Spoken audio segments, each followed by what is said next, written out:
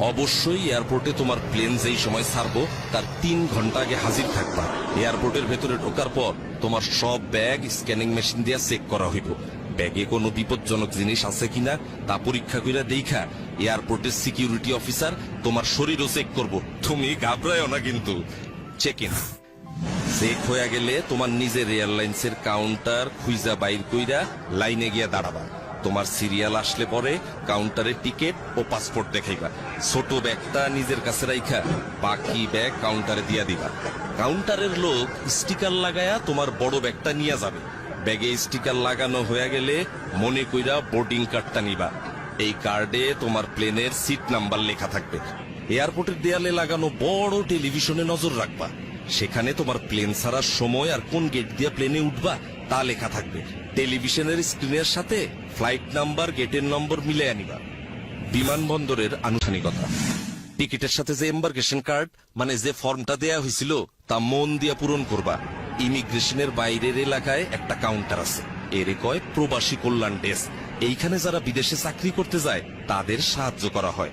দরকার হইলে ডেস্কের অফিসার তোমার এম্বার্কেশন কার্ড পূরণে সাহায্য করবে। ইমিগ্রেশনের গেটের ভিতরে আর একটা প্রবাসী কল্যাণ ডেস্ক পাইবা। ওইখানে স্মার্ট কার্ড দেখা আঙ্গুলের ছাপ যাচাই কইরা তোমার এম্বার্কেশন কার্ডের উল্টা পাশে সিল দিবে। এরপরে তুমি যাইবা ইমিগ্রেশন কাউন্টারে। এইখানে ইমিগ্রেশন অফিসারের কাছে তোমার পাসপোর্ট, ছাড়পত্র, ভিসা, পূরণ করা এম্বার্কেশন কার্ড জমা দিবা। ইমিগ্রেশন অফিসার তোমার কিছু প্রশ্ন করতে পারে, ভয় না পায়া সব প্রশ্নের উত্তর দিবা। আপনার বাবার নাম কি? মোহাম্মদ আলী আকবর। বিদেশে কেন যাচ্ছেন?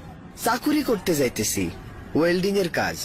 কম্পিউটারে রেকর্ড রাখার জন্য ওনারা তোমার ছবি তুলতে পারে, এতেও ঘাবড়ানোর কিছু নাই। সব কাগজপত্র ঠিক থাকলে তোমার পাসপোর্টে উনি সিল দিয়া বিদেশে যাওয়ার অনুমতি দিয়া দিবেন। এরপর টেলিভিশন দেখা নিয়া তোমার প্লেনের অন্য যাত্রীরা যেই জায়গায় বসছে সেইখানে গিয়া বসবা। বিমানে বোর্ডিং, বিমানে ওঠার জন্য ইংরেজি আর বাংলা দুই ভাষাতেই ঘোষণা দেয়। বিমানে ওঠার ঘোষণা দিলে বোর্ডিং কার্ড হাতে নিয়া লাইনে দাঁড়ায়া ধীরে সুস্থে প্লেনে উঠবা। প্লেনে ওঠার পর বোর্ডিং কার্ডে লেখা সিট নাম্বার খুঁজা সিটে বসবা। বসার আগে হাতের ছোট ব্যাগ সিটের উপরে ঢাকনা দেওয়া তাকে উঠায়া রাখবা। প্লেনের কর্মচারীরা যেই কথা বলে তা মনোযোগ দিয়ে শুনবা। প্লেনের সিটে বৈশা অবশ্যই সিট বেল্ট বাইন্ধা রাখবা। ধূমপান নিষিদ্ধ। একটা জরুরি বিষয় মাথায় রেখো, এয়ারপোর্টে ও বিমানে বিড়ি সিগারেট খাওয়া একেবারে নিষেধ। অবশ্য এয়ারপোর্টের কিছু জায়গায় সিগারেট খাওয়ার অনুমতি আছে। বৈদ্যুতিক যন্ত্রপাতি, প্লেনে ওঠার পর মোবাইল ফোন, রেডিও, ক্যামেরা সব বন্ধ করে দিবা।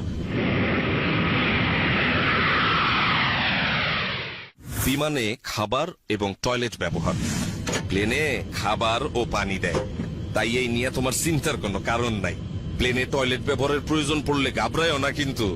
টয়লেট ব্যবহারেরও কিছু নিয়ম কানুন আছে। দরজার পাশে হাতলে চাপ দিয়া টয়লেটের দরজা খুলতে হয়। খোলার আগে দরজায় দেখে নিবা লাল রং অথবা অকুপাই লেখা আছে কিনা, তখন অপেক্ষা করবা। খালি অবস্থায় দরজায় সবুজ রং থাকবে অথবা এমটি লেখা থাকবে, তখন টয়লেট ব্যবহার করতে পারবা।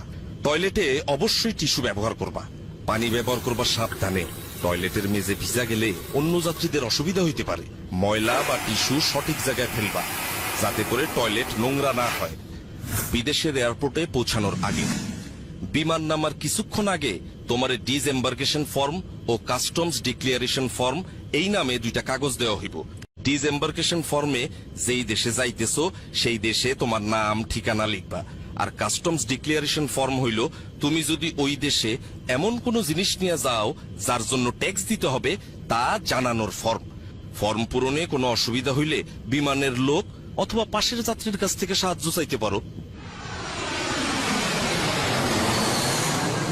বিদেশের এয়ারপোর্টে ইমিগ্রেশন, প্লেন থেকে নামার পর ওই দেশের এয়ারপোর্টে ঢুইকা দেখবা সামনে ইমিগ্রেশনের লম্বা লাইন। এইখানে তোমার ওই দেশে ঢোকার অনুমতি দিব। লাইনে দাঁড়াবার সময় 5টা জিনিস অবশ্যই নিজের সাথে রাখবা। 1 পাসপোর্ট, 2 ভিসা, 3 চাকরির চুক্তিপত্র, 4 পূরণকৃত ডিসএম্বার্কেশন ফর্ম, 5 পূরণকৃত কাস্টমস ফর্ম।